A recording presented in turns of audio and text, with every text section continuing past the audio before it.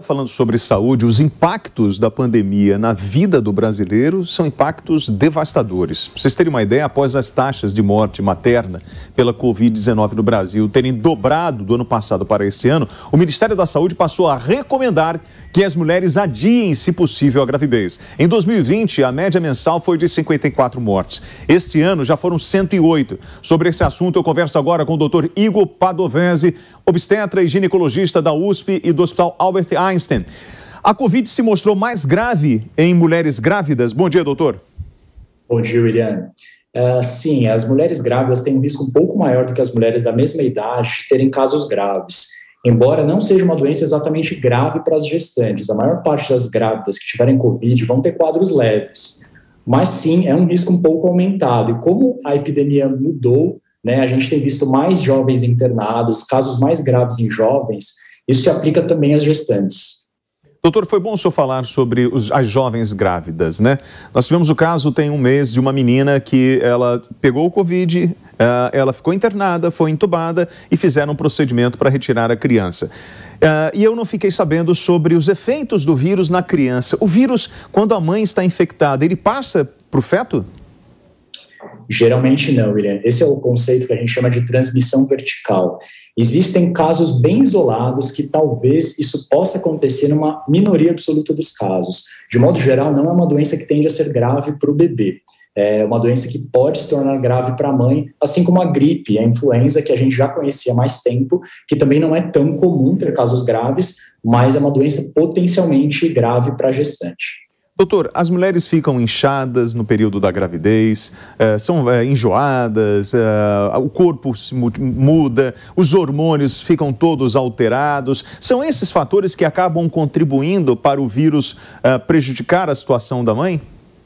Sim, William. As modificações que a gravidez causa no corpo da mulher tem a ver também com a questão da imunidade. Então, grávidas são naturalmente mais predispostas a doenças ou a terem formas mais graves de doenças. Elas têm imunidade um pouco menor. Bom, para a gente ter esse alerta do Ministério da Saúde, já é um sinal laranja ou vermelho que realmente a situação é muito complicada? E aí vem uma campanha de conscientização pedindo para que as mães ou para que as mulheres evitem uma gravidez? Foi polêmica essa declaração do Ministério da Saúde, porque é uma coisa realmente complicada dar essa orientação. Então, a gente tem que entender que é uma orientação geral para a população como um todo, mas do ponto de vista individual, para cada mulher, tem várias coisas que ela tem que ponderar para tomar essa decisão. A principal delas, William, que é muito importante a gente esclarecer, é a questão da idade. Essa é uma parte da fala do secretário do Ministério da Saúde que não foi muito feliz, quando ele cita mulheres de 42, 43 anos para as quais não poderia dar essa recomendação. 42, 43 anos já é o fim da linha, assim, a mulher de 35 anos para frente já tem um impacto muito grande da idade sobre a questão da fertilidade. Então, são várias coisas a serem ponderadas. A pandemia é uma coisa a mais que a mulher deve levar em consideração, digamos, não é um momento melhor para isso, mas na decisão são muitas coisas que têm que ser pesadas. Eu diria que para as mulheres abaixo dos 30 anos, de modo geral, pode ser tranquilo pensar em adiar a gravidez. Dos 30 aos 35 já é uma faixa um pouco mais complicada, e as mulheres acima dos 35 anos não vale a pena pensar em adiar a gravidez só por conta da pandemia. E aí, doutor, eu fico imaginando a mulher que está grávida nesse momento, ouvindo uma recomendação dessa. Ela deve ficar apavorada. Exatamente, a gente tem falado muito no sentido de tranquilizar as mulheres, mais uma vez. A doença pode ser grave para a gestante, sem dúvida, como pode ser para qualquer pessoa. Todo mundo conhece alguém, que já teve algum jovem que teve um caso grave, que até morreu de Covid. Isso pode acontecer na gravidez também. E a chance de uma grávida complicar da doença é um pouco maior do que uma mulher jovem não grávida. Mas ainda assim, o risco absoluto é baixo, mais uma vez. A maior parte das gestantes que tiverem Covid não vão ter nada. Eu tive umas 5 ou 6 aqui no consultório e nenhuma delas teve basicamente nada grave. Agora, doutor, métodos contraceptivos, já que nós temos essa recomendação do Ministério da Saúde. Nós temos os naturais e nós temos os medicamentos. Muitos desses medicamentos, eles acabam mexendo com eles têm um risco, como, por exemplo, formação de trombose, e aí nós temos a Covid como um fator de risco maior para a trombofilia. Quais seriam os métodos mais seguros e recomendados neste período de pandemia? Bom, quanto a isso, as pílulas tradicionais são os métodos mais usados no mundo, né? O anticoncepcional tradicional, que é uma combinação de 2 hormônios, do estrogênio e da progesterona. Esses anticoncepcionais, sabidamente, aumentam o risco de trombose. Porém, William, isso não significa que todas as mulheres devam evitar.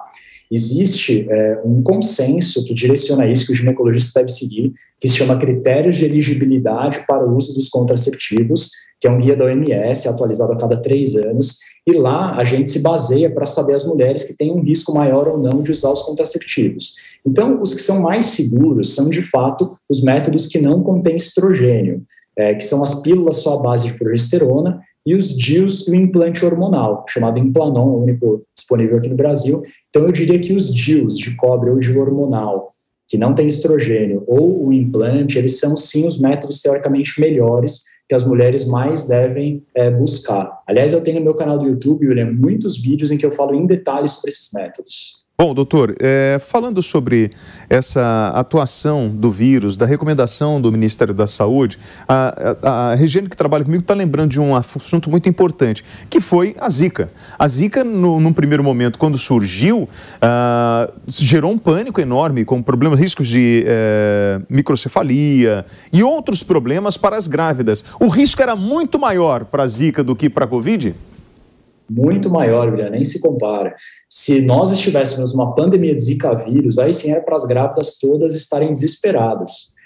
Diferente do Covid, que é mais comparável à influenza, tá? Que é a gripe comum, no sentido de que pode se agravar e dar quadros mais graves para a mulher, para a gestante. Não são doenças que costumam dar um problema ou malformações fetais.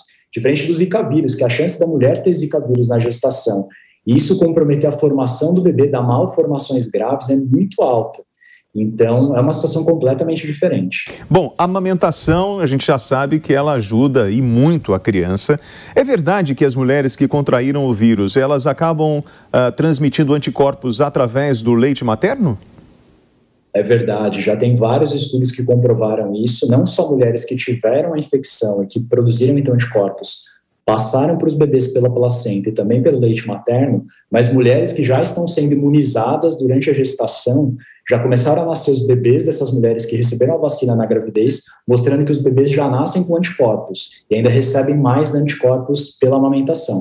Então, esse é um dos principais motivos também pelo qual o mundo inteiro tem recomendado que sim, as gestantes devem receber a vacina para o Covid.